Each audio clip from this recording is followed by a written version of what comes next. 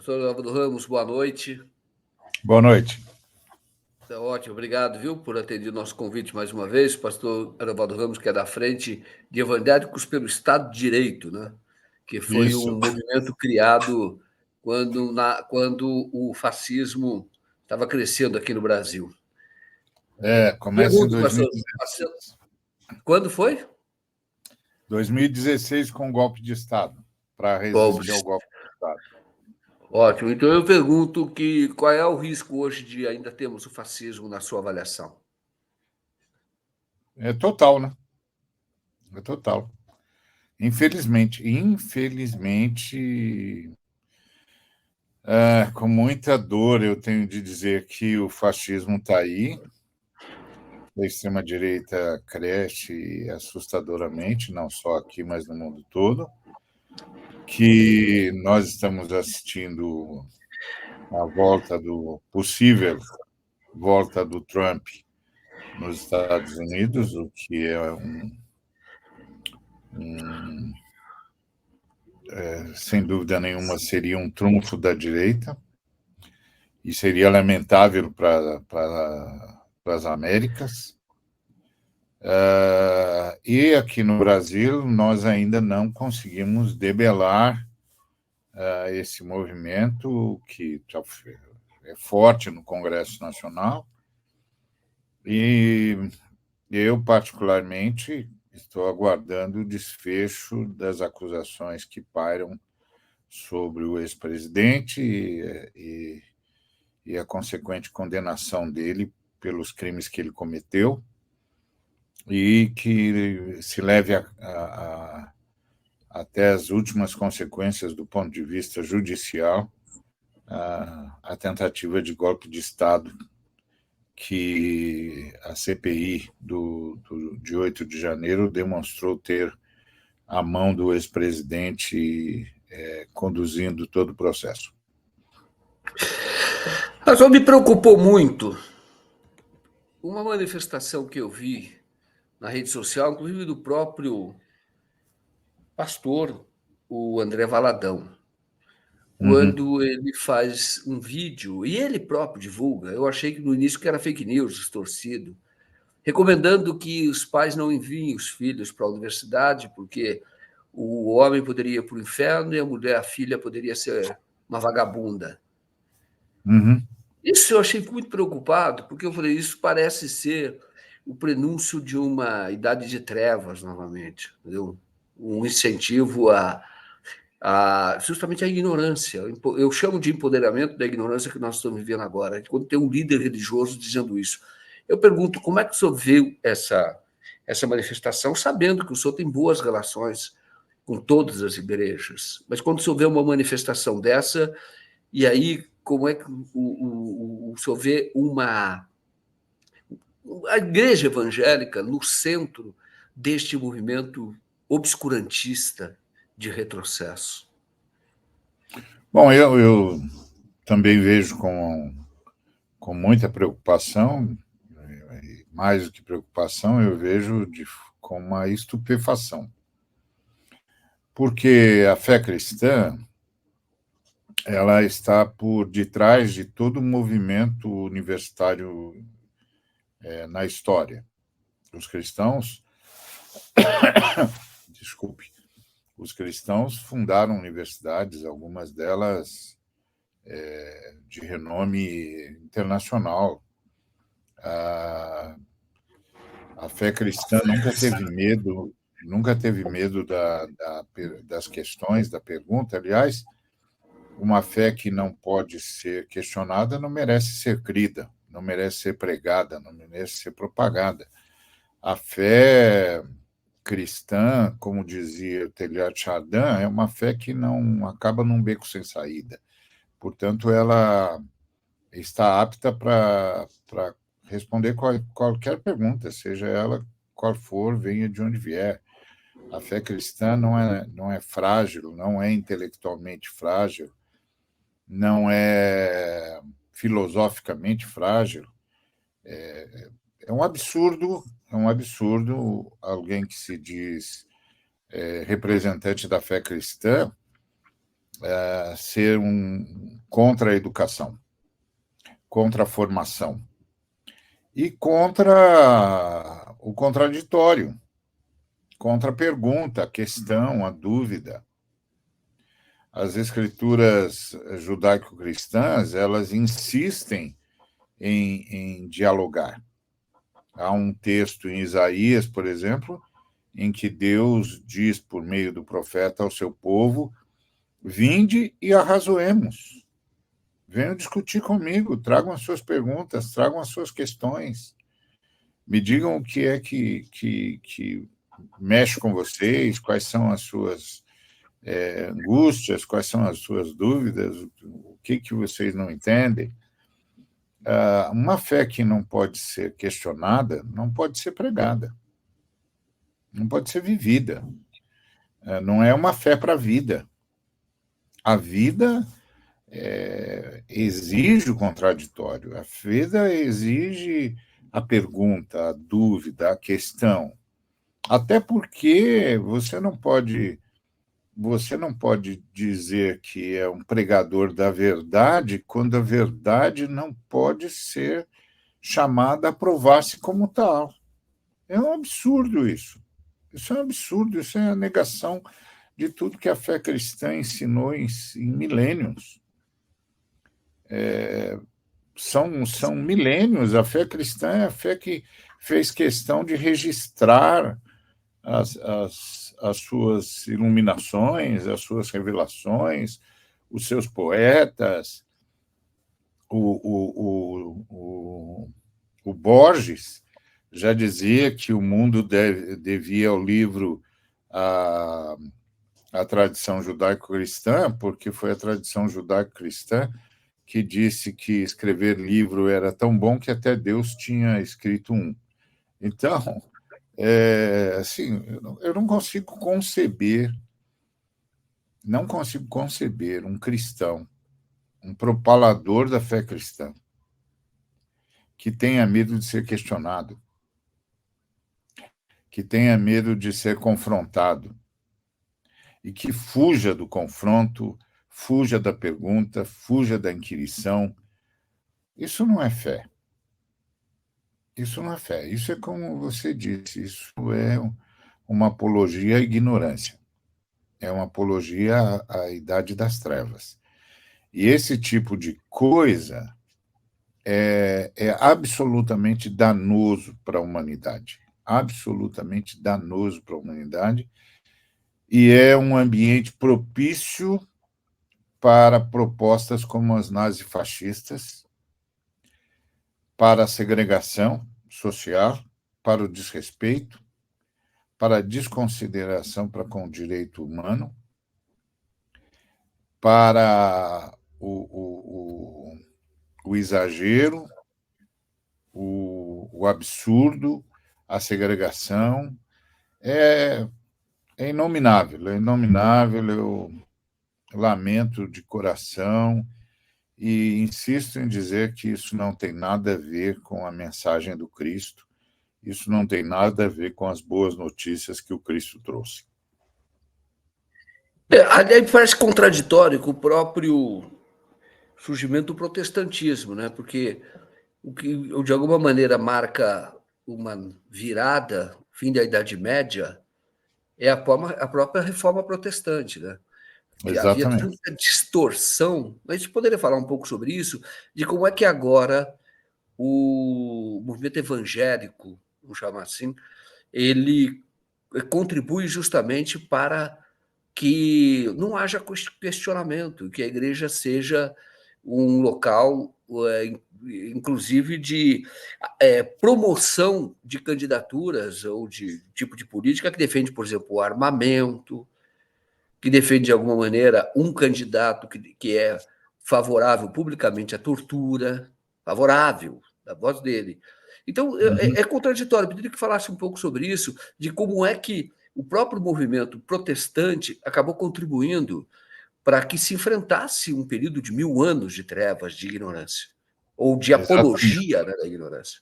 Exatamente. Para nós protestantes, a Igreja traiu Jesus Cristo no século IV, quando aceitou a demanda de Teodósio e permitiu que Teodósio transformasse a fé cristã em religião oficial do Estado. As pessoas atribuem isso ao Constantino, mas não é verdade. O Constantino fez o Édito de Milão e, na verdade, ele transformou o Império Romano num Estado laico. Mas o Teodósio não. No ano 380, no século IV, o Teodósio, que tinha já se declarado cristão sob a liderança de Ambrósio, transformou a fé cristã em religião oficial do Império Romano. Para nós protestantes, isso foi uma traição ao Cristo, porque a Igreja cristã passou a ter duas fidelidades, uma ao Cristo e outra ao Império Romano. E na visão protestante, isso é impossível, irreconciliável. Pelo menos na visão da reforma do protestantismo radical, o protestantismo de raiz, o protestantismo dos anabatistas. Mas todas as reformas protestantes, seja a anabatista, seja a luterana, seja a calvinista, seja wesleyana, seja pentecostal, seja da missão integral, todas as reformas protestantes se insurgiram contra a Idade das Trevas, contra o fato de que a Igreja de Roma se arvorou dona da verdade e intérprete exclusiva das Escrituras. Então, o movimento protestante denunciou isso, denunciou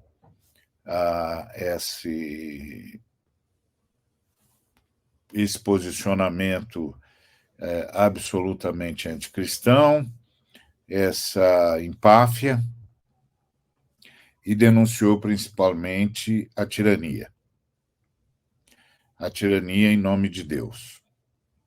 E sem dúvida nenhuma, é por causa de um dos motivos pelos quais essa era chamada de a Idade das Trevas, é justamente um dos motivos é a clarividência que vem com o protestantismo, denunciando que aquela postura de Roma não tinha nada a ver com a fé cristã, muito pelo contrário. E isso, é preciso que se diga, custou muito caro aos reformadores. Todos foram perseguidos, todos foram mortos, enfim, era uma luta pela luz contra as trevas. E hoje ver movimentos oriundos das reformas, das várias reformas protestantes, abraçando o ideário das trevas, mesmo ideário medieval, que lançou a humanidade, o Ocidente, pelo menos, num ambiente de absoluta revelia a tudo que é humano, tudo que é comunhão, tudo que é legítimo, tudo que é honesto, porque estabeleceu uma ditadura a partir de fake news. Não é uma invenção moderna, né? De distorção da mensagem cristã, distorção da fé cristã, distorção dos objetivos cristãos. Então, ver o protestantismo moderno voltando para esse quadro é desolador. É desolador. E é preciso que seja denunciado o tempo todo. Isso não tem nada a ver com a fé protestante. Isso não tem nada a ver com a fé cristã. Isso é um absurdo.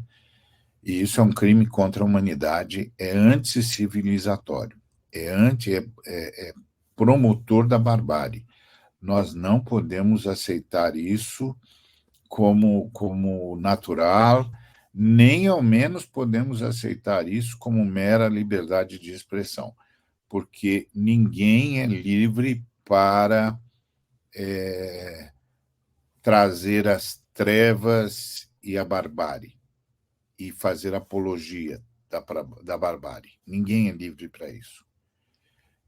Isso não é liberdade de expressão.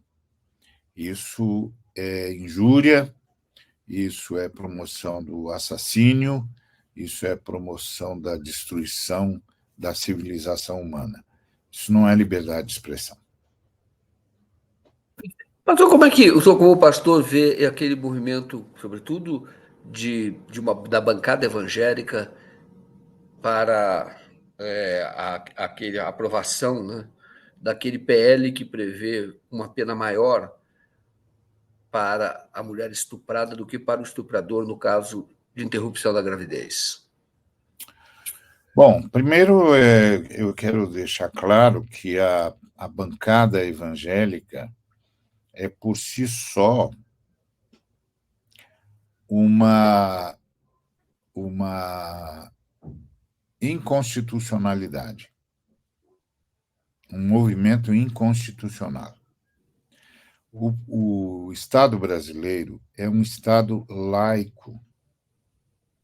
Portanto, ele não pode, o Congresso Nacional não pode abrigar bancadas religiosas, porque o Estado é laico, pelo amor de Deus. O que é uma bancada religiosa, seja ela de que natureza for? O que é isso? Quando você ouve dizer que tem uma bancada pela sustentabilidade, você sabe o que a bancada faz quando se reúne como tal. Discute a preservação do meio ambiente, questão dos biomas, etc. Ou uma bancada pela educação. Discute o aprimoramento do Plano Nacional de Educação e que tais. Mas o que discute uma bancada religiosa num Estado laico? Qual é a justificativa para existir algo assim no Congresso de um país que é laico? Qual a justificativa para isso? Então, essa é a primeira coisa a ser dita sobre a bancada evangélica. Ela é absolutamente anacrônica e inconstitucional, em primeiro lugar. Segundo lugar, a maternidade para a fé cristã é uma é uma é o resultado de um desejo absolutamente livre da mulher. Nenhuma mulher pode ser constrangida à maternidade. Nenhuma mulher pode ser violada. E qualquer gravidez que não nasça da vontade livre da mulher é uma violência. E ela não pode ser submetida a isso, em nome de coisa alguma. E se alguém não acredita, basta ver o próprio caso de Maria, a mãe de Jesus de Nazaré, verdadeiramente Deus, verdadeiramente homem. Ela era uma serva de Deus, que ninguém questiona, e, portanto, estava sempre à disposição de Deus, mas Deus não anunciou para Maria: você está grávida. Deus enviou um anjo para pedir a Maria permissão para tê-la como mãe do Redentor prometido desde tempos perdidos na memória. E só depois da anuência voluntária de Maria, após ter feito todas as questões que quis fazer, e de pedir todas as explicações que quis obter. Então, após tais questões respondidas e tais explicações, ela então concorda voluntariamente. Aí você tem maternidade. Qualquer coisa que não nasça dessa liberdade da mulher, de um desejo absolutamente livre da mulher, não é maternidade. Na fé cristã, não é maternidade, é violência. A mulher não pode ser constrangida, de forma alguma, nem pela violação, que é um absurdo em si, nem por qualquer outro tipo de constrangimento. Nenhum outro tipo de constrangimento. Não pode ser um ato de constrangimento ou de violência, sob hipótese alguma. De jeito nenhum. Isso não é maternidade para a fé cristã. Ponto. Segundo, qualquer mulher violada no seu direito e na sua liberdade tem o direito de recusar-se a levar à frente a violência da qual é vítima. Gente, isso é um absurdo. Você punir a vítima dizendo que ela é obrigada a consumar o crime que sofreu. Isso é desumano, sob todos os aspectos. Então, essa é a primeira coisa que precisa ficar claro. Segunda coisa que precisa ficar claro é que a questão do aborto no Brasil é uma questão de saúde. Gente, nós temos abusos generalizados. Esse país sofre com o que a gente chama de cultura do estupro. Crianças, jovens meninas de 12, 13, 14 anos. Eu, uma vez, fui fazer um culto fúnebre ao lado de um amigo, porque ele achava que não ia ter condições emocionais para fazê-lo, e me pediu que, caso ele não conseguisse, se eu o faria. E realmente ele não conseguiu e eu o fiz. E a história é de uma menina de 12 anos que havia dito para a irmãzinha de 7 anos que não voltaria mais para casa porque tinha cansado de viver.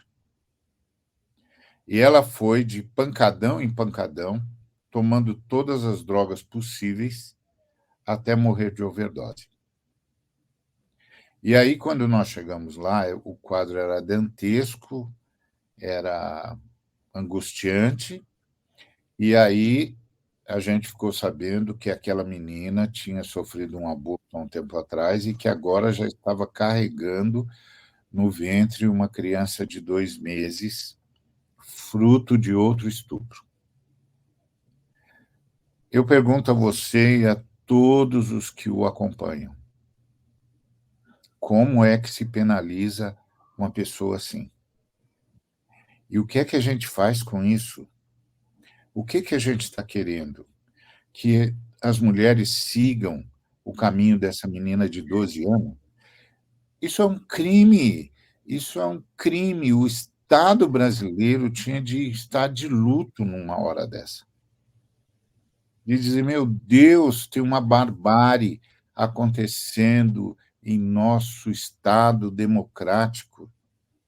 Tem alguma coisa profundamente nefasta na nossa sociedade, nós precisamos fazer alguma coisa, nós precisamos curar isso.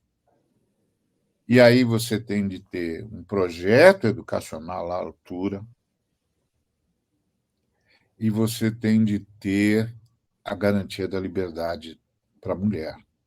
A mulher tem de ter a liberdade de defender-se e o Estado tem de ficar do lado dela. Então, nós temos uma questão de saúde pública. Nós temos uma questão de educação sexual, de criação de um projeto de saúde feminino e de educação para as meninas e para os meninos. Então, assim,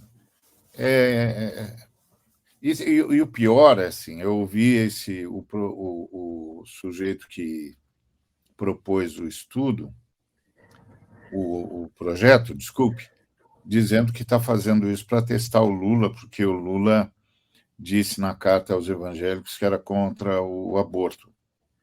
Eu fui um dos que ajudei na construção da carta aos evangélicos, inclusive fui o primeiro a propor essa carta. E eu fico pensando, que ser humano é esse? Que para testar o presidente da República, para demonstrar aos evangélicos, aos que ele chama de evangélicos, que o presidente da República havia mentido para esses evangélicos, que criatura é essa que, para fazer esse teste absolutamente abjeto, não tem nenhum constrangimento em punir vítimas de crimes hediondos com uma possível reclusão maior do que a destinada ou a proposta ao criminoso que as vitimou. Que criatura é essa? Como essa criatura pode se dizer seguidora de Jesus de Nazaré?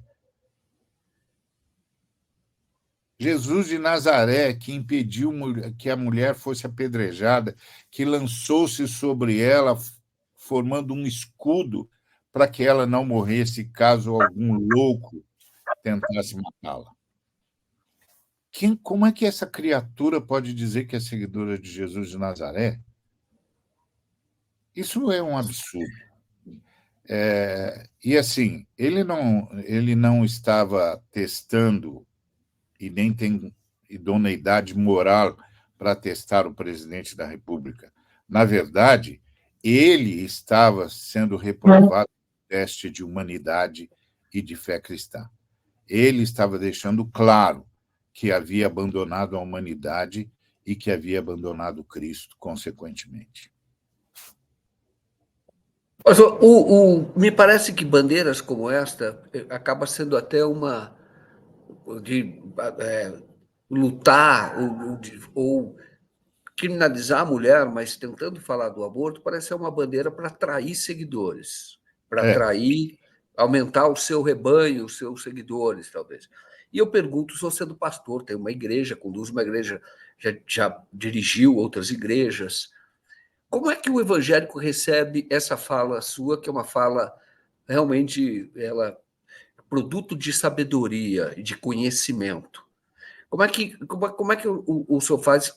Existe hoje, porque hoje parece haver, quando você vê pastores crescendo, igrejas crescendo muito, pregando o obscurantismo, né? E como é que o senhor é recebido com esse discurso que parece muito coerente, que é muito coerente? Bom, a igreja evangélica brasileira está dividida. E agora, graças ao bolsonarismo, ela está visceralmente dividida. Porque não é possível apoiar o bolsonarismo e continuar dizendo-se cristão. Não é possível. São movimentos paradoxais entre si. Oxímoros, na verdade. É o oposto absoluto. Não é possível. Como não é possível apoiar nada que pareça com o nazifascismo. Não é possível. Qualquer posicionamento a favor dessa loucura é anticristã, por definição. Então, essa divisão aparece nesse momento. Há aqueles que vão dizer é isso mesmo, é nisso que nós acreditamos, é isso que as escrituras ensinam, e outros que já abraçaram o obscurantismo, porque o obscurantismo ele não é o resultado da mera deturpação da fé. Não.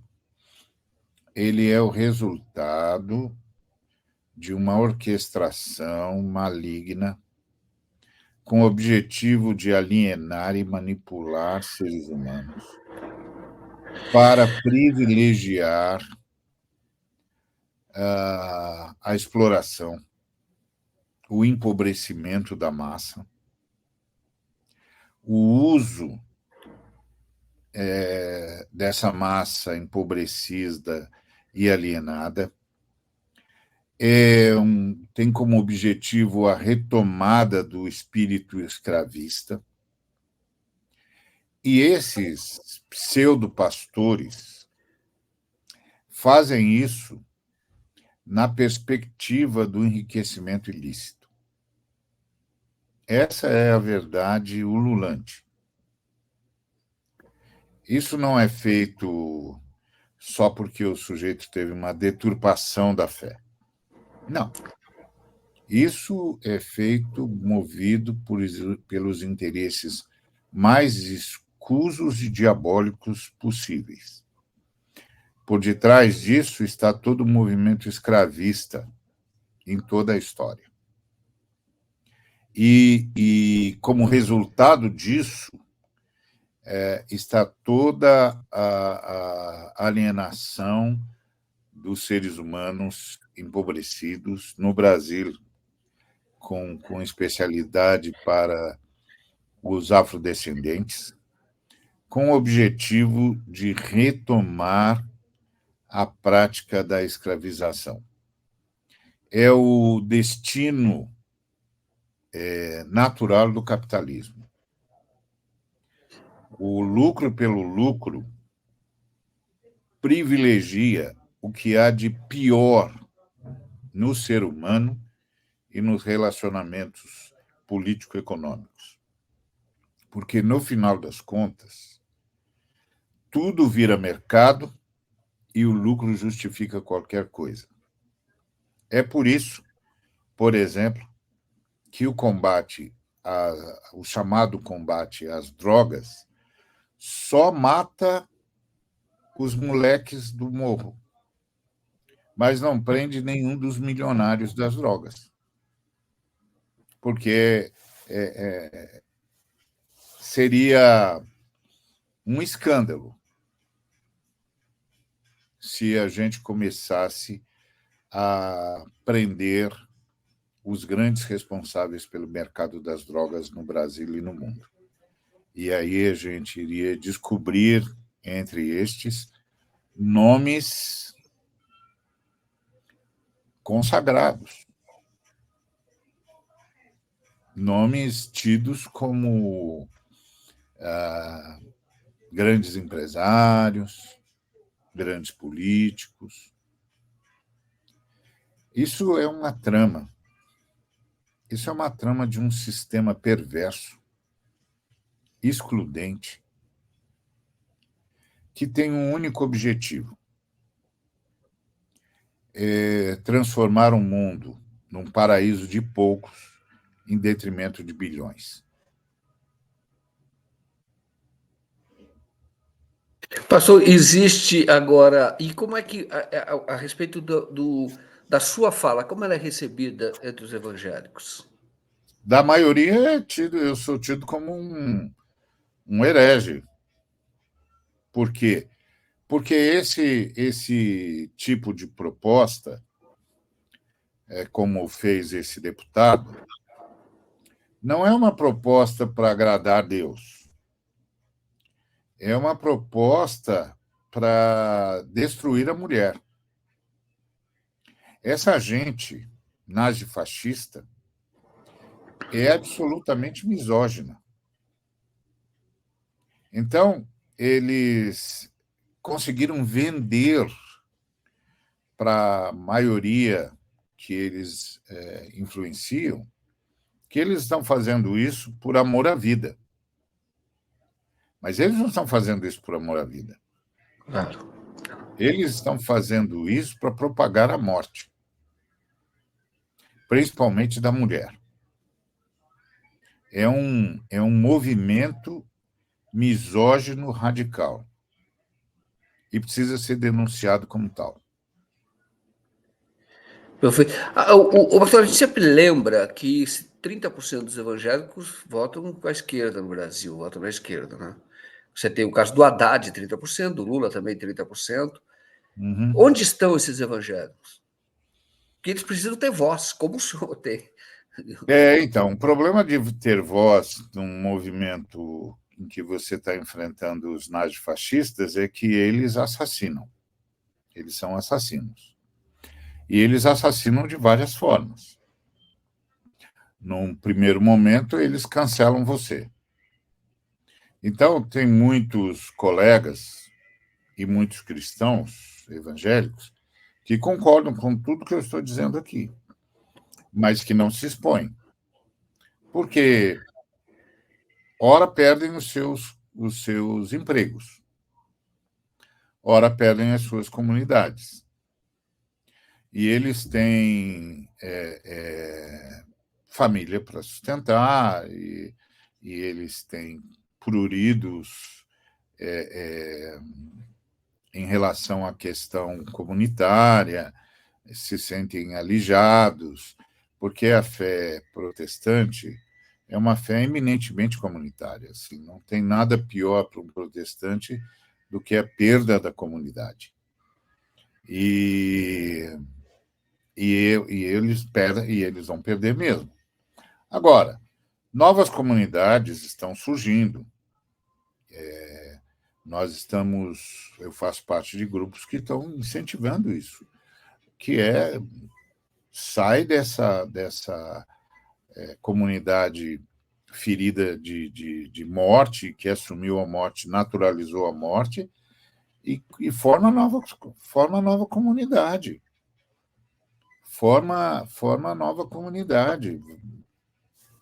A gente não precisa perder a comunidade, a gente precisa refazer a comunidade. Agora, nem todos ainda têm condições para tanto, nem têm coragem, então eles ficam ali na sombra.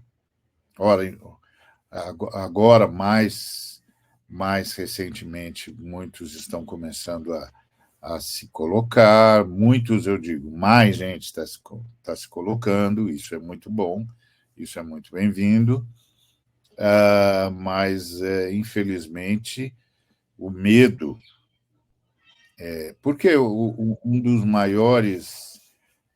das maiores marcas desse movimento de volta à Idade das Trevas, atrelado ao nazifascismo, é a promoção do medo. Pavor. Primeiro, o pavor de Deus. Depois, o pavor do inferno. E, finalmente, o pavor de ser discriminado, execrado da comunidade. É pavor, pavor, pavor. Que é subproduto do desconhecimento da fé cristã, porque a fé cristã é a fé do perdão, do acolhimento, a fé do abraço, do novo começo, da nova vida, de uma nova realidade. As coisas velhas se passaram, tudo se fez novo, é preciso andar em novidade de vida e buscar cada vez mais o amor como realidade máxima do convívio humano. Então, esse pavor, enquanto esse pavor não for vencido, a gente vai ainda demorar para ver mais vozes se unindo a um discurso como esse que nós estamos trazendo. Mas, graças a Deus, tem gente saindo da escuridão, do que é o que o medo provoca, e pela qual é provocado, porque é uma retroalimentação, e vindo à luz para dizer: eu não quero fazer parte disso, custe o que custar. Perfeito. Mas eu queria saber um pouco da tua trajetória. Desde quando de onde você é, do teu perfil um pouco, para as pessoas te conhecerem, as igrejas, não precisa falar nomes, mas que você passou por muitas igrejas tradicionais e hoje tem uma própria igreja, dirige a própria igreja, mas quando é que, primeiro, abraçou o cristianismo? Segundo, quando é que percebeu que essas igrejas, muitas igrejas tradicionais não estavam pregando o cristianismo e era preciso denunciá-las, que é o que o senhor faz, na verdade. Espécie de um João Batista, que seria dos tempos modernos. Bom, eu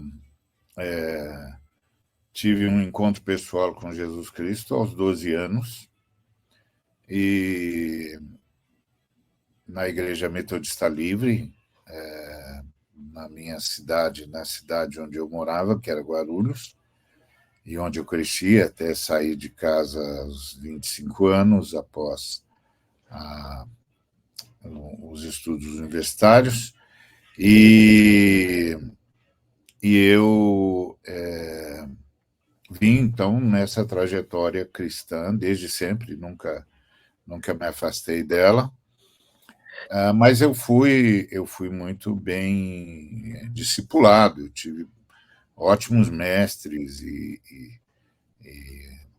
e, aos, e eles me deram um instrumental necessário para começar a perceber os desvios. E muito cedo eu comecei a percebê-los e comecei a denunciá-los. No início eram desvios toleráveis.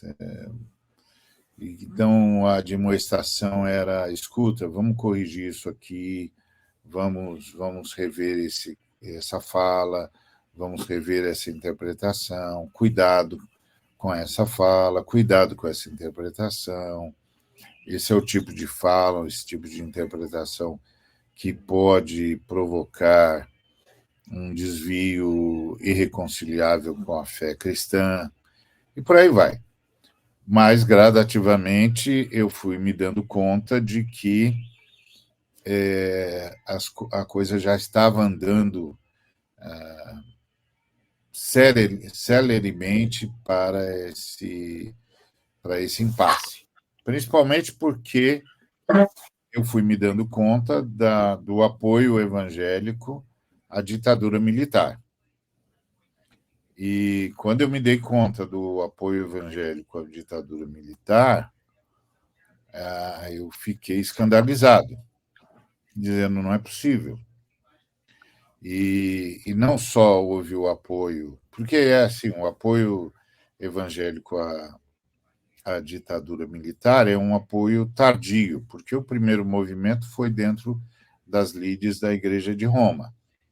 Mas o segundo movimento é a chegada dos protestantes apoiando a ditadura militar e com um agravante que muitos líderes protestantes de então se tornaram alunos da Escola Superior de Guerra, o que significa se entregaram para a ideologização. E de forma absurda. E já então eu comecei a perceber que líderes evangélicos, gente que eu, inclusive, respeitava, estavam, eu esperava, naquela época,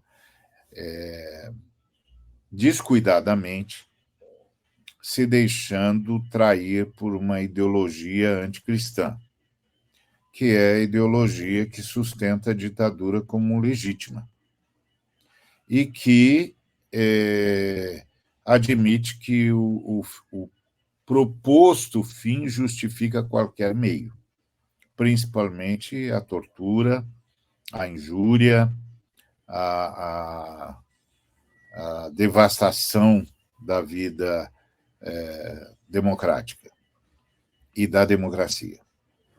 Aí eu comecei a protestar, e outros comigo, e aí começa essa minha caminhada de contestação, e a minha tristeza, obviamente, de tantos outros colegas, homens e mulheres, a gente só foi vendo isso adensar e aumentar. Porque esses movimentos fascistas, eles são profundamente corruptores. Eles são corruptos e corruptores. Aliás, é um absurdo ver essa gente se propondo a acabar com a corrupção e usando isso como bandeira.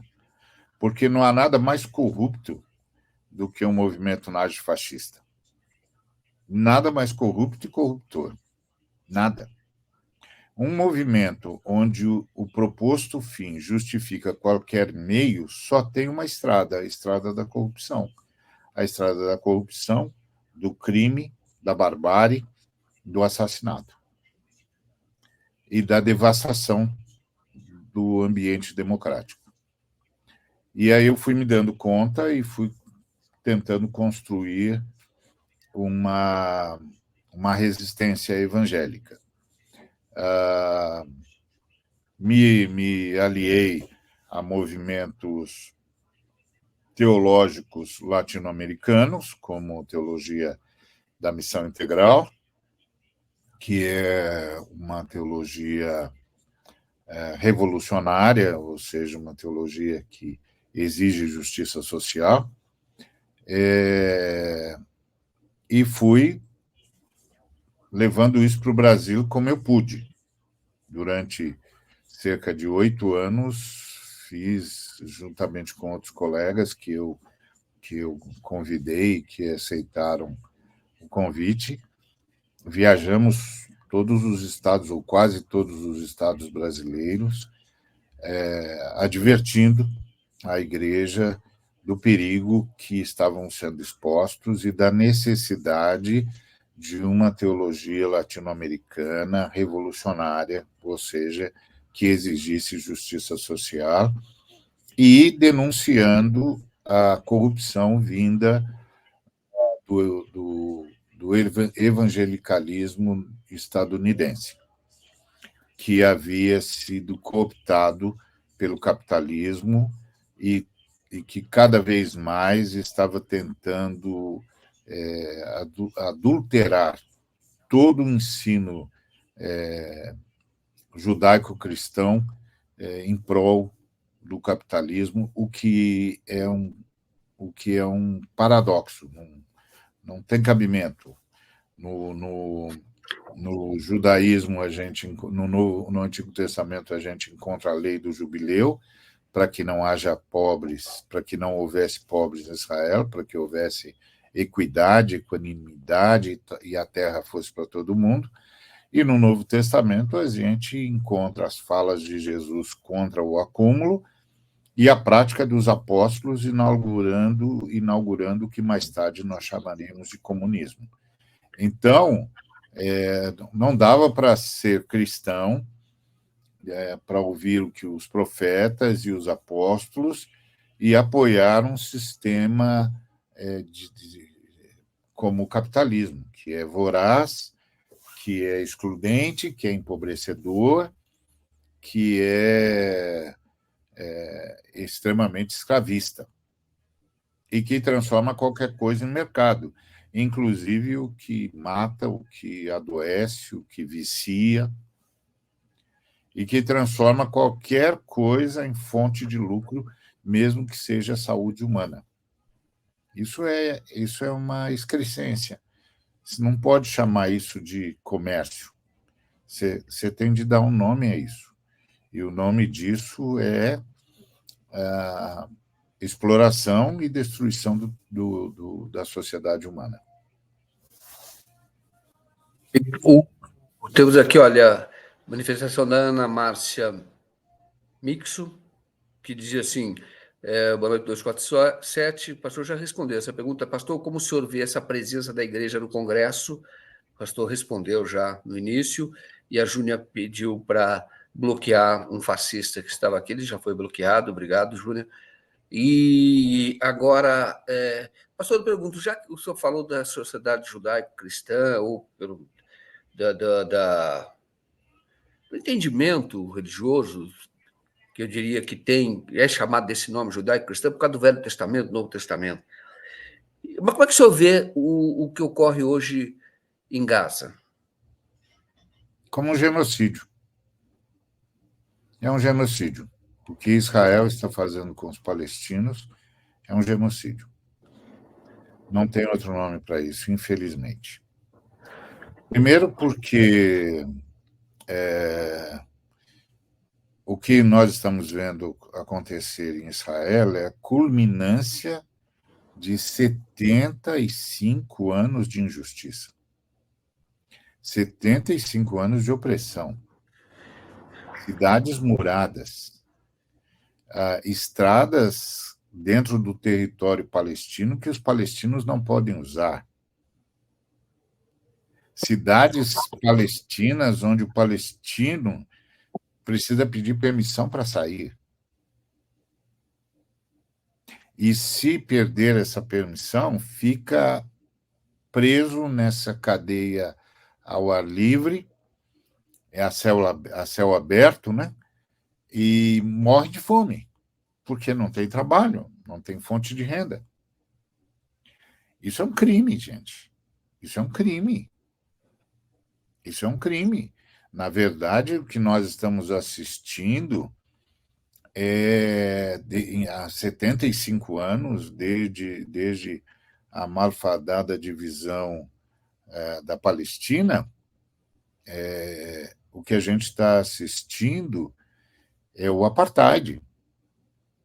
O apartheid no estilo mais absurdo que o apartheid já assumiu.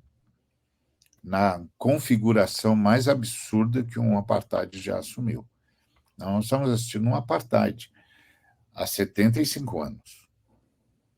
E aí o que aconteceu agora é a culminância da opressão, do resultado de uma política opressora que dura 75 anos.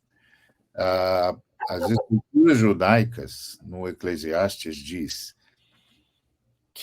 dizem que até o sábio enlouquece diante da opressão. Não tem como conviver com a opressão.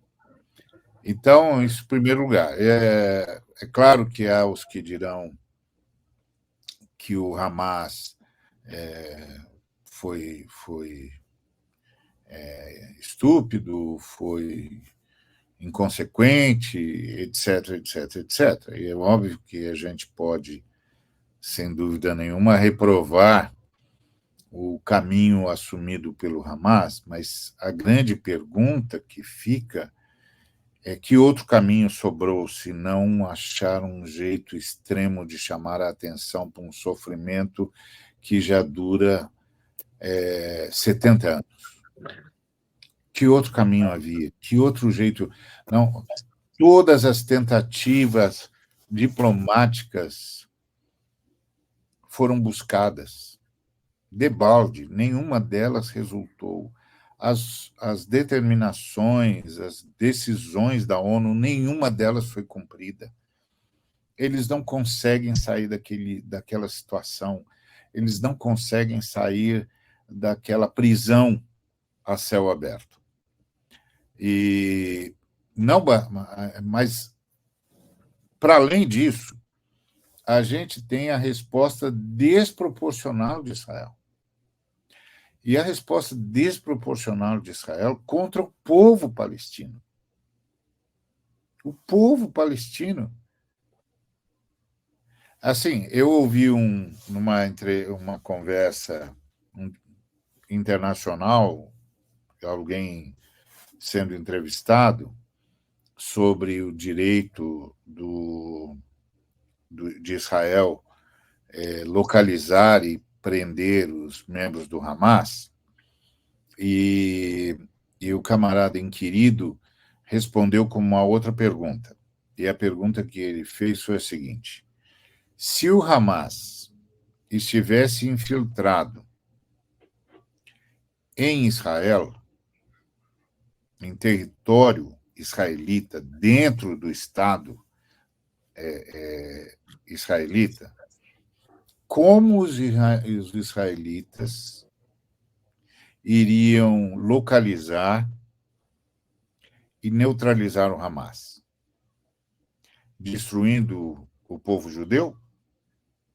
Destruindo as suas casas? Destruindo os seus hospitais? Destruindo as suas sinagogas? Como que eles iriam fazer? Eles fariam com inteligência, eles fariam com um programa de localização e de neutralização que poupasse os civis. Se é isso que eles fariam se o Hamas estivesse dentro de Israel, infiltrado, escondido dentro do território israelita, isso é o que eles deveriam fazer em Gaza. Se eles vão localizar e neutralizar o Hamas, que o fizessem com inteligência, poupando civis, poupando hospitais, poupando escolas, poupando gente que não tem nada a ver com isso. Mas, pelo contrário, eles foram para destruir Gaza. E aí a gente fica pensando que nós estamos, como sugeriu o presidente Lula, lá na Etiópia, assistindo o mesmo espírito que a gente percebeu em Hitler.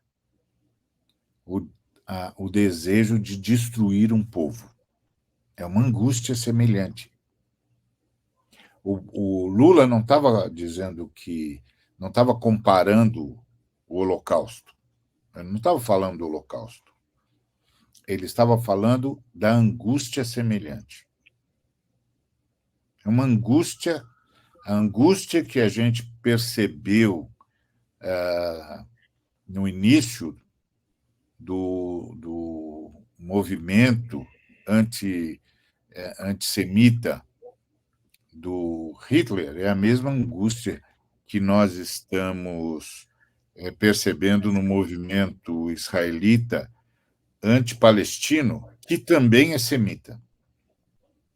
Então, assim, é assustador. É um genocídio, não tem outro nome para isso.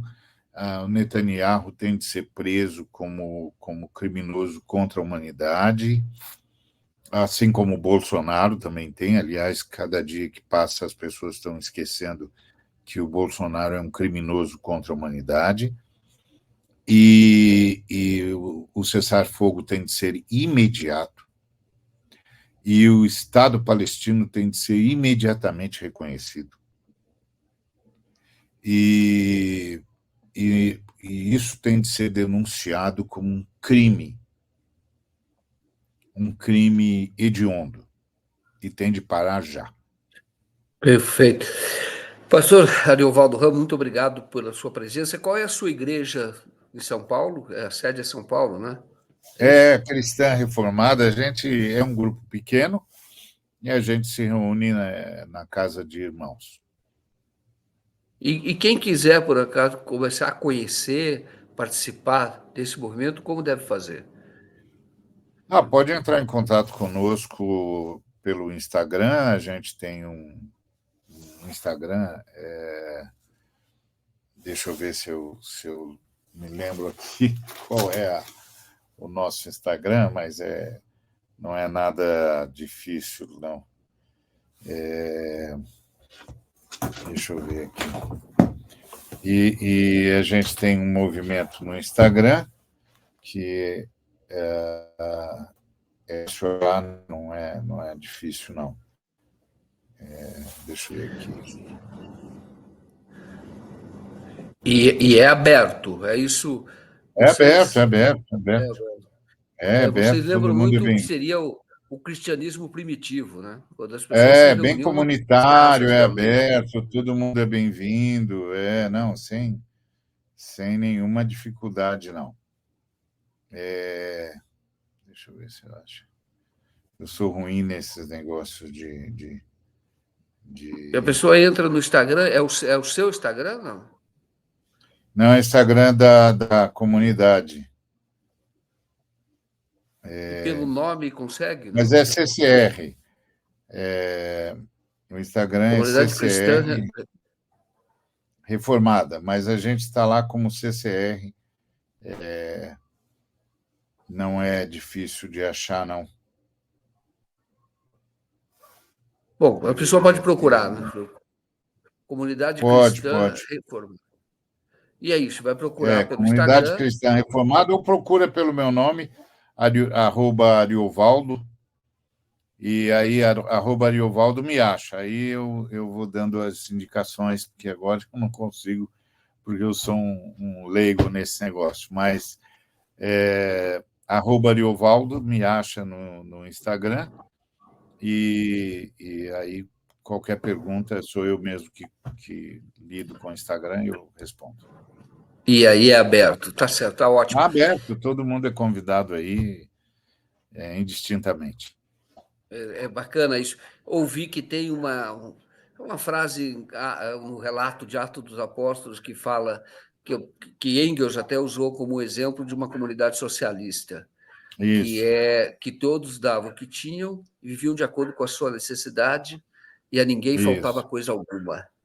E essa exatamente. comunidade tinha a simpatia de todos. E hoje você tem um movimento evangélico que não tem a simpatia. Os que pertencem ali, Exatamente, mas não tem a simpatia de ninguém. Quer dizer, exatamente. é isso. A fé cristã era socialista, sempre foi. O socialismo, como disse um autor, é a utopia da fé cristã. E a comunidade cristã foi a primeira a usar o primado do direito, que era: se um irmão tem uma necessidade, a comunidade tem um dever. Então, esse primado do direito é o que estabelece o princípio do socialismo. As pessoas precisam ser satisfeitas nas suas necessidades, e isso, por definição, iguala a todo mundo. Tá ótimo. Pastor, muito obrigado, muito obrigado. Boa noite. Eu que Deus agradeço, é um abençoe. privilégio. Boa noite a todos e até mais. Até.